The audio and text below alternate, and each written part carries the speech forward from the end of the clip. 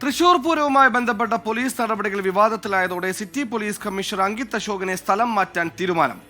തെരഞ്ഞെടുപ്പ് കമ്മീഷന്റെ അനുവാദത്തോടെ അടിയന്തരമായ നടപടിയെടുക്കാൻ മുഖ്യമന്ത്രി നിർദ്ദേശിച്ചു. അസിസ്റ്റന്റ് കമ്മീഷണറെയും സ്ഥലം മാറ്റും. തൃശൂർ പൂരത്തിന്റെ വെടിക്കെട്ട് വൈകിയതിന് പിന്നിൽ പോലീസ് എന്ന ആരോപണം ശക്തമാകുന്നതിനിടെ ആനകൾക്ക് പട്ട കൊണ്ടുവരുന്നവരെയും കുടമാറ്റത്തിന് കുട കൊണ്ടുവരുന്നവരെയും പോലീസ് തടയുന്ന ദൃശ്യങ്ങൾ പുറത്തു വന്നിരുന്നു.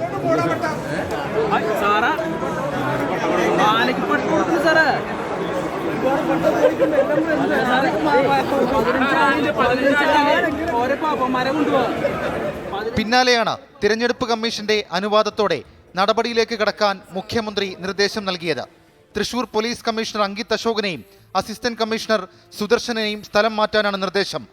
ഉയർന്ന പരാതികളിൽ ഒരാഴ്ചയ്ക്കുള്ളിൽ അന്വേഷിച്ച റിപ്പോർട്ട് സമർപ്പിക്കാൻ മുഖ്യമന്ത്രി സംസ്ഥാന പോലീസ് മേധാവിയോട് ആവശ്യപ്പെട്ടിട്ടുണ്ട്. ഗൗരവമായ പരാതി അതുമായി ബന്ധപ്പെട്ട് ഉന്നയിച്ചിട്ടുണ്ട്. ഓഫീസിലേക്ക് ഒരു പരാതി അയച്ചിട്ടുണ്ട്. അതുമായി ബന്ധപ്പെട്ട് DGPയോട് അത് കൃത്യമായി അന്വേഷിച്ച് റിപ്പോർട്ട് നൽകണം എന്ന് പറഞ്ഞിട്ടുണ്ട്. പോലീസ് വീഴ്ചയിൽ ജില്ലയുടെ ചുമതലയുള്ള മന്ത്രി കെ രാജൻ മുഖ്യമന്ത്രിയെ അതൃപ്തി അറിയിച്ചിരുന്നു.